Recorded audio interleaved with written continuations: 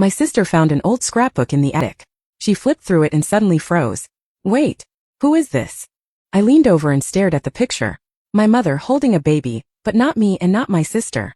That night I waited until my parents were alone and asked, "Where's the third child?" My mother gasped. My father stood up, his hands shaking. "How did you find out?" I never thought my family was hiding anything. I grew up in a normal household. 2 parents, 1 sister, a bunch of old family photo albums, and way too many childhood Christmas decorations stuffed in the attic.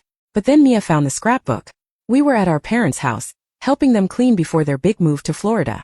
They'd lived in that Brooklyn brownstone for decades, and years of junk had piled up in the attic. Our job was to sort through it.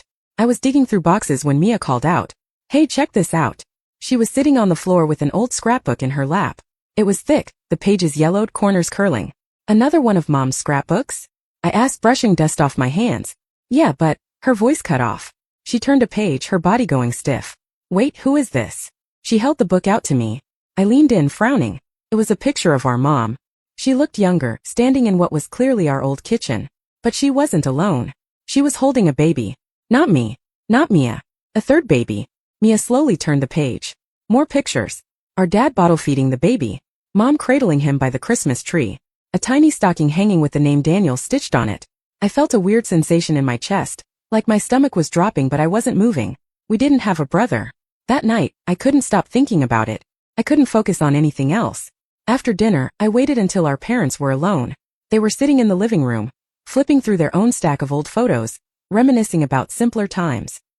I walked in, my hands clammy, my heart pounding. "Mom, Dad." They looked up. "Where's the third child?" The second the words left my mouth, the atmosphere in the room changed. My mother gasped. My father went rigid, his face draining of color. Then, something I never expected. He stood up so fast that his chair scraped against the hardwood, his hands shaking. "How did you find out?" His voice was sharp, almost panicked. I swallowed. "So it's true." Mom covered her mouth, her eyes wet. Mia stepped beside me. "Who is Daniel?" Silence. Then finally, Dad exhaled sharply and ran a hand over his face. "We weren't going to tell you." My stomach twisted. "Tell us what?" "That we had a brother we never knew about." Mom let out a shaky breath. "Daniel was taken from us." I felt a chill crawl up my spine. "Taken? What do you mean taken?" Dad sat down, his hands clasped together, like he was trying to steady himself. "It was my brother, Stephen." Mia and I exchanged a look. "Uncle Stephen." Dad's estranged younger brother. The one we had only met once when we were kids. The one no one ever talked about. Dad's voice was tight. "We trusted him. Your mother let him babysit Daniel for the weekend, when he was 6 months old. Just one weekend." His jaw clenched. "But when we went to pick Daniel up, they were gone." I felt like I was going to be sick. He kidnapped him?" I asked. Mom nodded, tears rolling down her face. "Why didn't you tell us?" Mia's voice was small. Mom sucked in a shaky breath. We thought it would be better. You were kids. We didn't want you growing up in fear, knowing something like that had happened." I shook my head. "That's not your call." Dad clenched his fists. "We searched for years. Hired private investigators.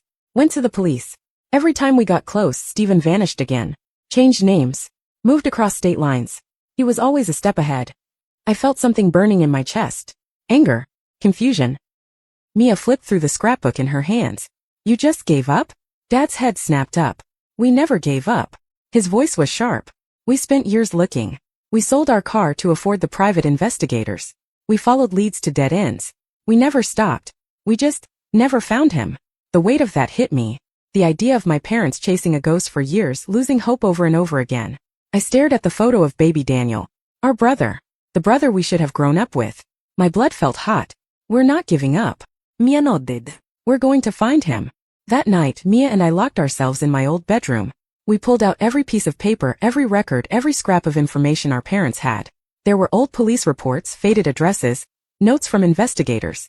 Mia found an email from a private investigator our parents had hired 15 years ago. The last lead had been an address. It was old, but it was something. Uncle Stephen had been seen in Buffalo, New York. I made up my mind right then and there. "I'm going." Mia hesitated. Then she nodded. "Me too." We didn't tell our parents.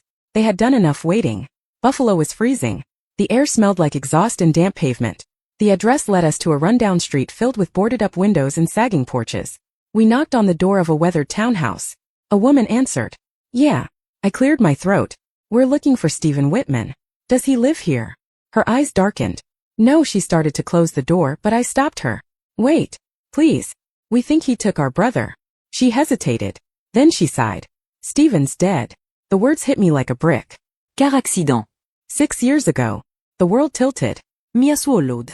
Did he have kids? The woman glanced over her shoulder, then stepped back and called into the house. A moment later a guy, probably in his mid-20s, stepped into view, and my stomach dropped. He looked exactly like our dad. Like us. His face twisted in confusion. What? Mia's voice shook. Are you Daniel? He frowned. Who? I pulled out my phone, my hands shaking, and showed him the picture of our mom holding him as a baby. His face drained of color. Where did you get that? I could see it in his face. The way his expression shifted from confusion to something worse. Fear. I didn't say anything. I just watched as his eyes flicked between the picture on my phone and my face. He was processing something even if he didn't understand it yet. Mia stepped forward, her voice careful. You don't remember? The guy, Daniel? Jake? Whoever he was shook his head. I don't know what you're talking about. Liar. His voice was steady, but I could see it. The stiffness in his shoulders. The way his fingers twitched. He knew something. I took a breath. We think you're our brother. We're not here to mess with you. We just want the truth. The woman, the one who answered the door, shifted uncomfortably. I think you should leave. But Jake didn't move. He kept staring at the picture, then at me, then at Mia. Then, almost too quiet to hear, he said, Who took this? Mia hesitated. Our mom. His face twitched. A barely there reaction, but I caught it. He knew something. We didn't leave. Not right away.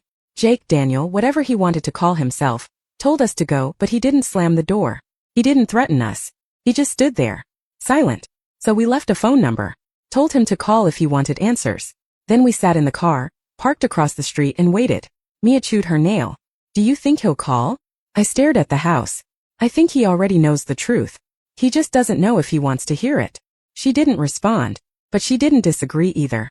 Hours passed. The lights in the house flicked off, then back on. A shadow passed by the window. Then finally my phone buzzed. A text. From an unknown number. Meet me at Denny's. 1 hour. Don't tell anyone. I showed Mia the screen. She inhaled sharply. Oh, he definitely knows something. Denny's at 2 a.m. is a weird place. Half-empty, fluorescent lights buzzing. The smell of stale coffee hanging in the air. Jake was already there when we walked in, sitting in the back booth, his hood up. His hands were clasped together on the table. He wasn't looking at us. We slid in across from him. Mia cleared her throat. Thanks for coming. Jake looked up. His eyes flicked between us, then down at the phone in his hand. Our mom's picture was still on the screen. Finally he spoke. Steven wasn't my dad. My blood ran cold. What? He exhaled sharply. I mean, he was legally, but not really. He looked up, his jaw tight. He told me my whole life that my real parents died in a fire. That he saved me. A sharp, ugly rage twisted in my chest. Mia looked pale. He kidnapped you and made himself the hero? Jake let out a bitter laugh. Guess so. I clenched my fists under the table. We had always thought Steven had taken him to hurt our parents out of spite, out of greed. But this was something else. He told me I was his son. That my birth parents were gone. Jake's voice was tight. And I believed him. I swallowed. So what made you question it? He looked at the phone again. Then he muttered, almost too quiet to hear. I think I always knew something was off. Jake, Daniel, whatever he wanted to call himself, grew up in hell. Steven was paranoid. Always moving. Changing names. Keeping secrets. Jake never had baby pictures. Never saw a birth certificate. Never knew why they never stayed in one place for long. And when he was 16, Steven burned all their old documents. Every single one. I asked why, Jake said. He said it was because of them. That they were always looking. Them. Our parents. Mia covered her mouth. Holy shit. I was gripping the edge of the table so hard my knuckles turned white. How much do you remember? I asked. Jake hesitated. Then quietly, I remember a woman's voice. He looked at me. Mia. She used to sing. Mom used to hum when she rocked us to sleep. She did it without thinking. When she was cooking. When she was folding laundry. A tune with no words. Jake's face changed. Like something clicked in his head. Her voice, he whispered. Mia se bretiched. It was our mom. Jake swallowed. Hard. Then he ran a hand down his face. I need to talk to her. I nodded. We can. No, he looked at us, his expression dark. Not yet. Mia frowned. Why? Jake exhaled. Because if Steven lied about that, what else did he lie about? It was a good question. Steven was dead. But that didn't mean his secrets were. Jake had spent his whole life believing a fake story. That meant somewhere buried in the past there were more lies. And Jake wasn't ready to walk into our parents' arms until he knew everything. So we made a decision. We were going to dig deeper. Starting with Steven's old storage unit. Jake still had the key. And if there were any answers left, they were inside. Jake hesitated before unlocking the unit. We stood outside an old storage facility on the outskirts of Buffalo. Rusted metal doors, flickering fluorescent lights, the distant hum of traffic. It smelled like mildew and dust. This is the last place Steven rented before he died, Jake said.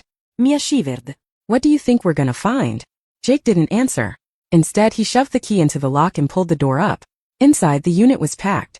Boxes stacked against the walls, old suitcases, a filing cabinet with a missing drawer. The air inside was stale. We stepped in cautiously. Jake stared at the boxes like he wasn't sure he wanted to open them. Like whatever was inside might be worse than the lies he'd already uncovered. I reached for the nearest box and peeled back the old packing tape. Inside were documents, folders, envelopes, piles and piles of paper. Mia pulled out a stack and flipped through them. Fake IDs, she muttered. Picked one up. It was an old driver's license with a name I didn't recognize, but the picture was definitely Steven. Jake reached into another box and pulled out a passport. Another fake name. Then another. And another. How many times did he change his identity? Mia whispered. Jake's face was unreadable. Enough to make sure no one ever found me. Then I saw it. A thick sealed envelope at the bottom of the box. There was no name on it. No label. Just one word, written in faded black marker. Insurance. My stomach turned. I picked it up carefully and handed it to Jake. What do you think this is?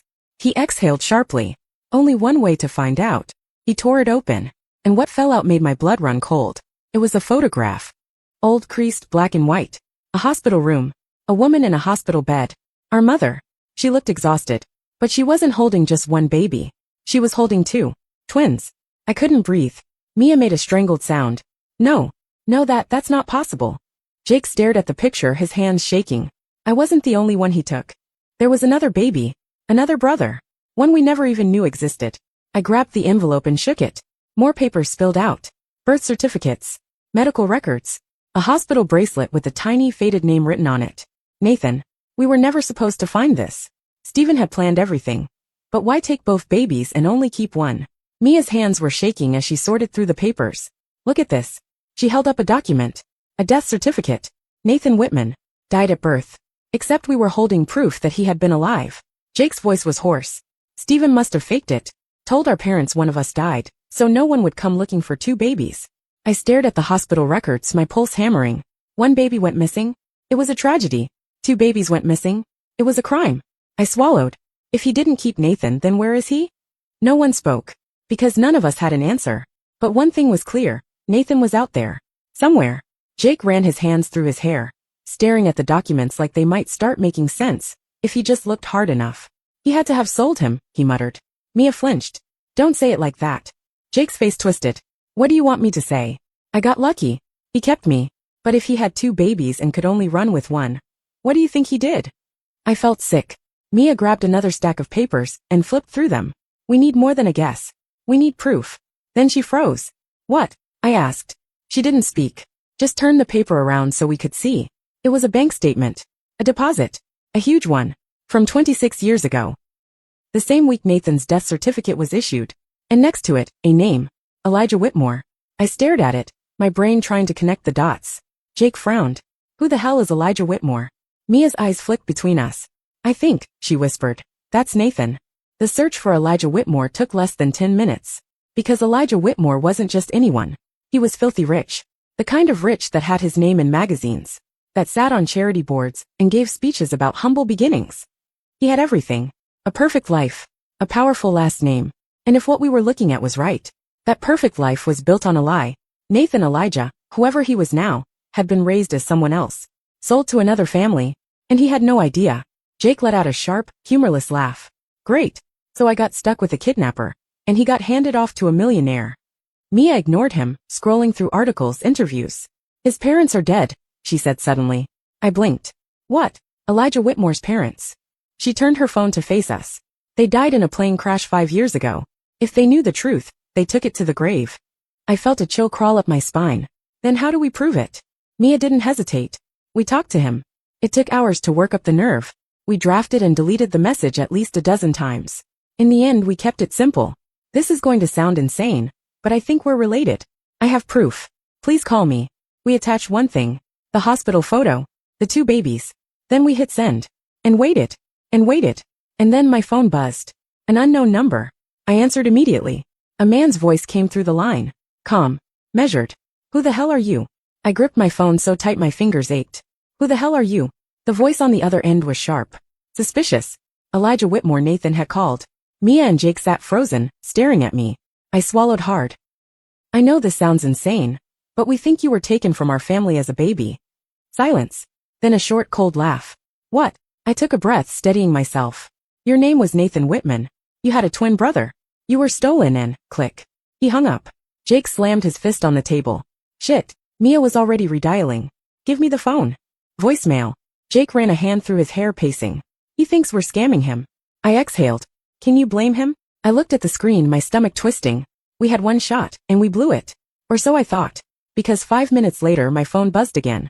A text. Prove it. 2 days later, we were in Manhattan, sitting in a sleek modern cafe. The kind of place with minimalist decor and overpriced espresso. The kind of place Elijah Whitmore would be comfortable in. We were out of place, dressed in thrift store jackets, nursing cheap coffee, while people in tailored suits bustled around us. Then the door opened, and in walked him. Elijah Whitmore. Nathan. Our brother. He was tall, confident, wearing an expensive wool coat. Everything about him screamed wealth. He spotted us immediately, his expression guarded. Jake's jaw clenched. He hated this guy already. Elijah slid into the seat across from us. He didn't order anything. Just folded his hands on the table and stared. Talk. Mia pulled out the hospital photo. She placed it carefully in front of him. Elijah barely glanced at it. I don't know what you want from me, but if this is about money. It's not about money, Jake snapped. I shot him a look before turning back to Elijah. We don't want anything. We just need to know if it's true. He finally looked at the picture. His eyes flickered. Something shifted in his face. Who told you this? Stephen Whitman, Mia said. He was our uncle. He kidnapped Jake when he was a baby. We think he took you too. But instead of keeping you, I hesitated. Jake didn't. He sold you. Elijah's jaw tightened. That's insane, he said. But his fingers twitched. Mia pushed forward more papers. Hospital records, the fake death certificate. Your entire life might be built on a lie. Elijah exhaled sharply. He looked pissed. I could almost see the internal war in his head. Finally, he grabbed his coat. This is bullshit. Take a DNA test, I blurted. He froze. I pressed on. It's one test. If we're wrong, we walk away. Elijah hesitated. His fingers curled into fists. Then finally, fine. The wait was unbearable. Days passed. Then a week. Then, holy shit, Mia whispered, staring at her phone. Jake and I rushed over. A notification from the DNA site. 99.9% match. Elijah was Nathan. We agreed to meet at his penthouse.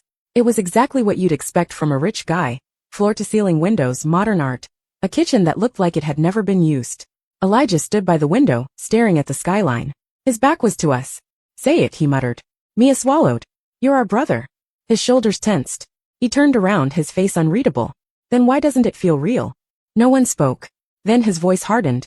What do you expect me to do with this? I blinked. What? You dropped this on me, and then what? I'm supposed to what? Hug you? Be grateful? My parents are dead. They can't answer for any of this. And I don't even know if I believe it. Jake scoffed. You literally have the proof. Elijah's eyes snapped to him. And what do you want, huh? A happy little reunion? You think we're going to have Sunday dinners and laugh about this? Jake's fists clenched. I don't need you to be my brother. Elijah let out a short laugh. Good. Because I don't want to be. Silence. Then Mia whispered. You don't mean that. Elijah's expression cracked. Just for a second. But then he turned away. You should leave. Mia's voice broke. Please. Elijah didn't move. So we left. Weeks passed. No calls. No texts. It was like it never happened. Jake buried himself in work. Mia acted like she was fine, but I caught her crying more than once. I kept staring at my phone, waiting for something. Anything. Then one night, a text. From Elijah. Just one sentence. Do you remember Mom's lullaby? My breath caught. I typed back. Yes. Then slowly, I sent him the recording. Our mother humming softly. A song with no words. And for the first time, Elijah didn't disappear. He texted back. Tell me more. Elijah didn't come home overnight. There were no grand reunions. No instant healing. But he listened. To our stories. To our memories. To the life he was supposed to have. And slowly he let the walls crack. A dinner here. A call there. He still didn't call himself Nathan, but he started calling us family. And that was enough. For now. Because the truth had been buried for decades. And it was finally coming back to the surface.